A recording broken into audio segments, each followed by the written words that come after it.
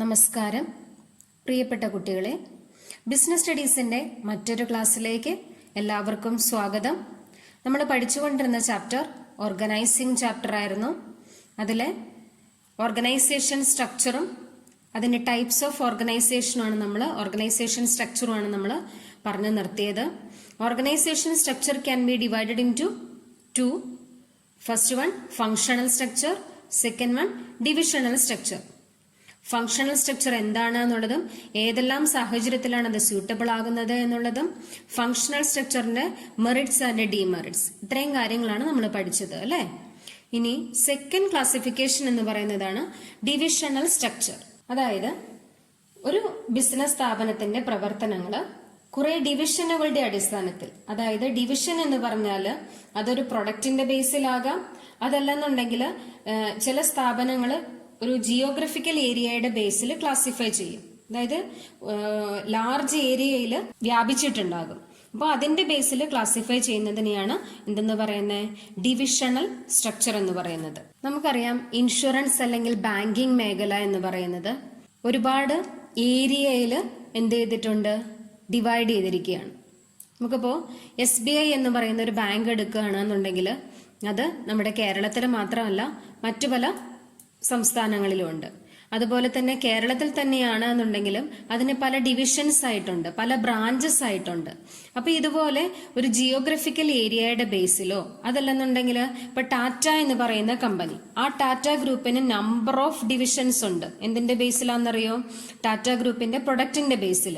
ഏതൊക്കെയാ പ്രൊഡക്റ്റുകൾ, ടാറ്റ ഗ്രൂപ്പിന്റെ പ്രൊഡക്റ്റുകൾ ഏതൊക്കെയാ നിങ്ങൾക്ക് അറിയാവുന്നതാണല്ലോ. ടാറ്റ ഗ്രൂപ്പിന്റെ പ്രൊഡക്റ്റുകൾ automobiles, insurance, telecom, information technology, ഇതൊക്കെ എന്ന് പറയുന്നത് ടാറ്റ ഗ്രൂപ്പിന്റെ പ്രൊഡക്റ്റുകളാണ്.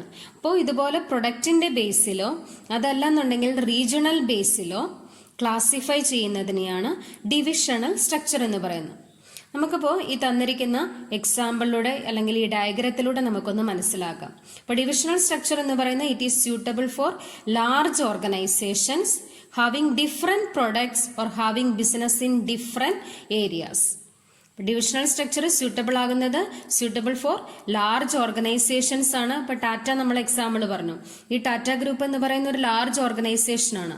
അപ്പോൾ ഹാവിംഗ് ഡിഫറെന്റ് പ്രോഡക്ട്സ്, അവർക്ക് പല പ്രൊഡക്റ്റുകൾ ഉണ്ടാകും. Or having business in different areas, അല്ലെങ്കിൽ അവരുടെ ബിസിനസ് ഏരിയ എന്ന് പറയുന്നത് ഡിഫറെന്റ് ഏരിയാസിലാണ് എന്നുണ്ടെങ്കിൽ അത്തരത്തിലുള്ള സ്ട്രക്ചറിനെയാണ് നമ്മൾ ഡിവിഷണൽ സ്ട്രക്ചർ എന്ന് പറയുന്നത്. ഇപ്പോൾ ഈ തന്നിരിക്കുന്ന ഡയഗ്രാം നമുക്ക് ഒരു ഇൻഷുറൻസ് ഓർഗനൈസേഷന്റെയോ അതല്ലെന്നുണ്ടെങ്കിൽ ഒരു ബാങ്കിങ് സെക്ടറിന്റെയോ ആയിട്ട് നമുക്ക് എടുക്കാവുന്നതാണ്. അപ്പോൾ അതിന് ഹയർ അതോറിറ്റി ആയിട്ട് ബോർഡ് ഓഫ് ഡയറക്ടേഴ്സ് അതിനെ 3 ക്ലാസിഫൈ ചെയ്യുന്നു. Northern division, eastern division, southern division എന്ന് പറഞ്ഞുകൊണ്ട് അത് ആ ജിയോഗ്രഫിക്കൽ ഏരിയയിൽ, അതായത് ഏതെല്ലാം ഏരിയയിലാണ് അത് സ്പ്രെഡ് ചെയ്തിരിക്കുന്നത് എന്നുള്ളതിന്റെ ബേസിലാണ് നോർത്തേൺ, സദേൺ, ഈസ്റ്റേൺ എന്നൊക്കെ പറയുന്നത്. ഇപ്പൊ റെയിൽവേ നമ്മൾ കേട്ടിട്ടില്ലേ, നോർത്തേൺ, സദേൺ എന്നൊക്കെ പറഞ്ഞിട്ട്. അപ്പൊ അതുപോലെ റെയിൽവേ, ഇൻഷുറൻസ്, ബാങ്കിങ്, ഇതൊക്കെ എന്ന് പറയുന്നത് ഡിവിഷണൽ സ്ട്രക്ചറിന് എക്സാമ്പിൾ ആയിട്ട് നമുക്ക് എടുക്കാവുന്നതാണ്. ഇനി ആ ഒരു പർട്ടിക്കുലർ റീജിയൺ അല്ലെങ്കിൽ ഒരു പർട്ടിക്കുലർ ഡിവിഷൻ എടുത്താൽ അതിൽ തന്നെ പ്രൊഡക്ഷൻ ഉണ്ടാകും, സെയിൽസ് ഉണ്ടാകും, മാർക്കറ്റിംഗ് ഉണ്ടാകും, അങ്ങനെ നമ്പർ ഓഫ് ഫങ്ഷൻസ് ഉണ്ടാകും. അപ്പോൾ ആദ്യം ഡിവൈഡ് ചെയ്യുന്നത് ഡിവിഷന്റെ ബേസിൽ, അത് പ്രൊഡക്റ്റിന്റെ ബേസിലാകാം അല്ലെങ്കിൽ ജിയോഗ്രഫിക്കൽ ഏരിയയുടെ ബേസിലാകാം. അതിനുശേഷം ആ ഒരു പർട്ടിക്കുലർ പ്രൊഡക്റ്റിനെ ഫങ്ഷൻസിന്റെ ബേസിലും കൂടെ ക്ലാസിഫൈ ചെയ്യുന്നതിനെയാണ് ഡിവിഷണൽ സ്ട്രക്ചർ എന്ന് പറയുന്നത്. കുറച്ചുകൂടെ വ്യക്തമാക്കുന്നതിന് വേണ്ടിയിട്ടാണ് താഴെ തന്നിരിക്കുന്ന ഡയഗ്രാം. ഡിവിഷണൽ സ്ട്രക്ചർ എന്ന് പറയുന്നത് ഒരു മാനേജിംഗ് ഡയറക്ടർ, ആ മാനേജിംഗ് ഡയറക്ടറുടെ കീഴിൽ നമ്പർ ഓഫ് പ്രൊഡക്റ്റുകളുടെ ബേസിലാണ് ഈ ഡയഗ്രാം പറയുന്നത്. ഒന്ന് ടെക്സ്റ്റൈൽസ്, മറ്റൊന്ന് സിമെന്റ്, മറ്റൊന്ന് ഫുഡ് പ്രൊഡക്റ്റ്. ഇപ്പോൾ ഇതിന് നമുക്ക് എക്സാമ്പിൾ ആയിട്ട് പറയാവുന്നതാണ് നമ്മുടെ 2020 കിഴക്കമ്പലത്തുള്ള 2020 എന്ന് പറയുന്നത്. നമ്പർ ഓഫ് പ്രൊഡക്റ്റുകൾ ഉണ്ട് അവർക്ക്. അന്ന അലൂമിനിയം എന്ന് പറയുന്നത്, കിറ്റക്സ് ഗാർമെന്റ്സ് എന്ന് പറയുന്നത്, അതുപോലെ തന്നെ സാറാസ് എന്ന് പറയുന്നത്. അപ്പോൾ ഇതൊക്കെ അവരുടെ പ്രൊഡക്റ്റുകൾക്ക് നമുക്ക് എക്സാമ്പിൾ ആയിട്ട് പറയാം. അപ്പോൾ ഒരു മാനേജിംഗ് ഡയറക്ടർ, ആ മാനേജിംഗ് ഡയറക്ടറുടെ കീഴിൽ നമ്പർ ഓഫ് പ്രൊഡക്റ്റുകൾ. ഇനി ഒരു പർട്ടിക്കുലർ പ്രൊഡക്റ്റ് എടുത്തു കഴിഞ്ഞാൽ ആ പർട്ടിക്കുലർ പ്രൊഡക്റ്റിൽ ഇപ്പോൾ ഈ തന്നിരിക്കുന്ന എക്സാമ്പിളിൽ സിമന്റ് എന്ന് പറയുന്ന പ്രൊഡക്റ്റ് എടുക്കുന്നു. ആ സിമന്റ് എന്ന് പറയുന്ന പ്രൊഡക്റ്റിന് നമ്പർ ഓഫ് ഫംഗ്ഷൻസ് ഉണ്ടാകും അല്ലേ? പ്രൊഡക്ഷൻ ഉണ്ടാകും, പർച്ചേസിംഗ് മറ്റൊരു ഫംഗ്ഷൻ ഉണ്ടാകും, ഫിനാൻസ് മറ്റൊരു ഫംഗ്ഷൻ ഉണ്ടാകും, സെയിൽസ് മറ്റൊരു ഫംഗ്ഷൻ ഉണ്ടാകും, മാർക്കറ്റിംഗ് മറ്റൊരു ഫംഗ്ഷൻ ഉണ്ടാകും. ഇതുപോലെ തന്നെ ഓരോ പ്രൊഡക്റ്റിനും വരും. ടെക്സ്റ്റൈൽസ് എടുത്തു കഴിഞ്ഞാൽ അതിലും വരും, ഫുഡ് പ്രൊഡക്റ്റുകൾ എടുത്തു കഴിഞ്ഞാൽ അതിലും ഉണ്ടാകും. അപ്പോൾ ഓരോ പ്രൊഡക്റ്റിനെയും വീണ്ടും എന്തിന്റെ ബേസിൽ ക്ലാസിഫൈ ചെയ്യുന്നു? ഫംഗ്ഷന്റെ ബേസിൽ ക്ലാസിഫൈ ചെയ്യുന്നു. അത്തരത്തിലുള്ള സ്ട്രക്ചറിനെയാണ് എന്ത് സ്ട്രക്ചർ എന്ന് പറയുന്നത്? ഡിവിഷണൽ സ്ട്രക്ചർ എന്ന് പറയുന്നത്. ക്ലിയർ ആണോ? അപ്പോൾ ഡിവിഷണൽ സ്ട്രക്ചർ സ്യൂട്ടബിൾ ആകുന്നത് ലാർജ് ഓർഗനൈസേഷനിലാണ്. ഡിവിഷണൽ സ്ട്രക്ചർ സ്യൂട്ടബിൾ ആകുന്നത് അത് എന്തിന്റെയൊക്കെ ബേസിലാണ് ഡിവൈഡ് ചെയ്യുന്നത്?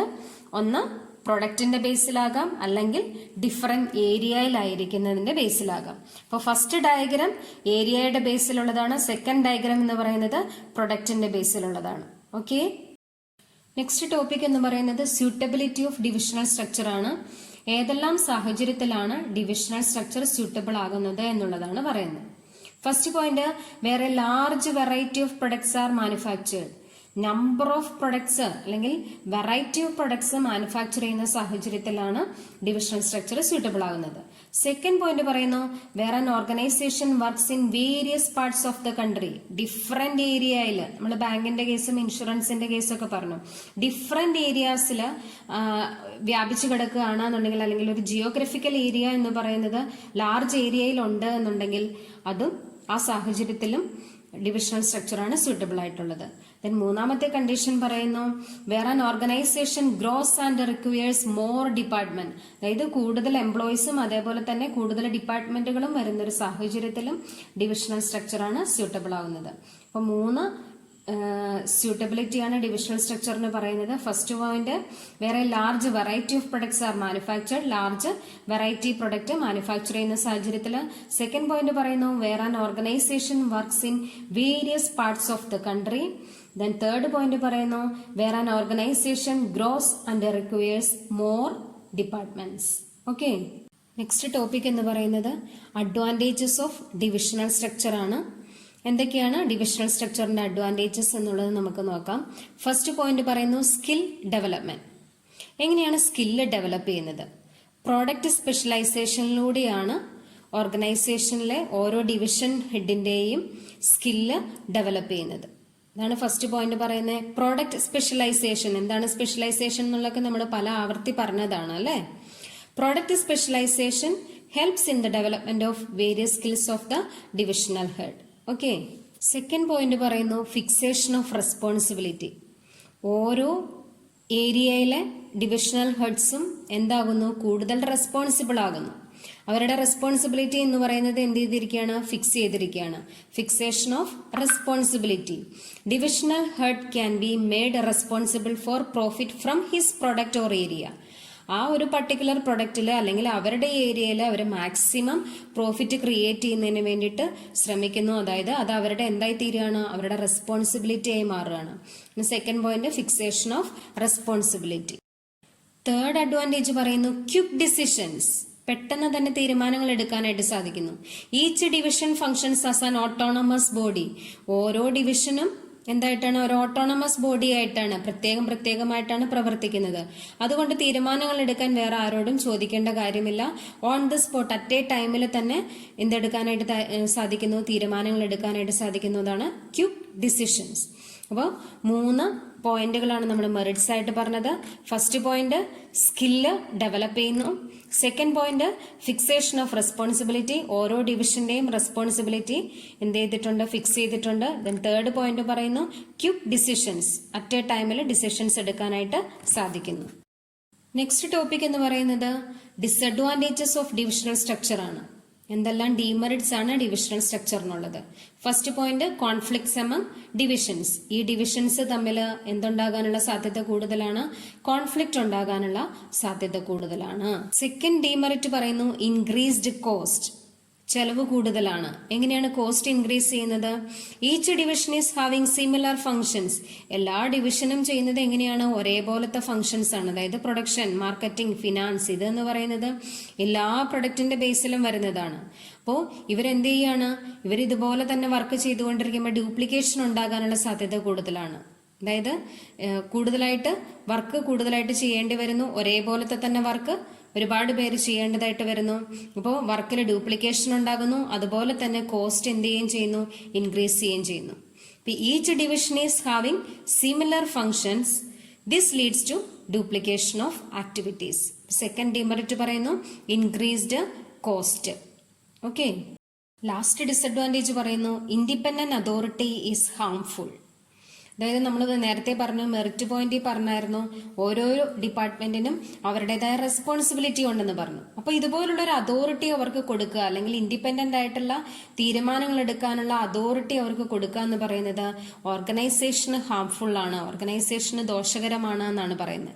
The divisional manager is independent. ഓരോ ഡിവിഷണൽ മാനേജേഴ്സും ഇൻഡിപെൻഡന്റ് ആയിട്ടാണ് പ്രവർത്തിക്കുന്നത്. So that he can do as he likes. എന്താണോ ആ ഡിവിഷണൽ മാനേജർക്ക് തോന്നുന്നത്, അദ്ദേഹത്തിൻ്റെതായ തീരുമാനങ്ങളും അദ്ദേഹത്തിൻ്റെതായ ഡിസിഷൻസും എടുക്കുമ്പോൾ അത് ഓർഗനൈസേഷന് ദോഷമായി തീരുന്നു എന്നുള്ളതാണ് ലാസ്റ്റ് ഡിസഡ്വാൻറ്റേജ് പറയുന്നത്. Independent authority is harmful to organisation. അപ്പൊ നമ്മൾ 3 ഡീമെറിറ്റ്സ് അല്ലെങ്കിൽ 3 ഡിസഡ്വാൻറ്റേജസ് ആണ് പറഞ്ഞത്. First point conflicts among divisions. ഡിവിഷൻസുകൾ തമ്മിൽ കോൺഫ്ലിക്റ്റ് ഉണ്ടാകാനുള്ള സാധ്യത കൂടുതലാണ്. സെക്കൻഡ് പോയിന്റ് പറഞ്ഞു ഇൻക്രീസ്ഡ് കോസ്റ്റ്, അതായത് ഡ്യൂപ്ലിക്കേഷനും അതുപോലുള്ള ആക്ടിവിറ്റീസും കൂടുതലാണ്, അങ്ങനെ കോസ്റ്റ് ഇൻക്രീസ് ചെയ്യുന്നു.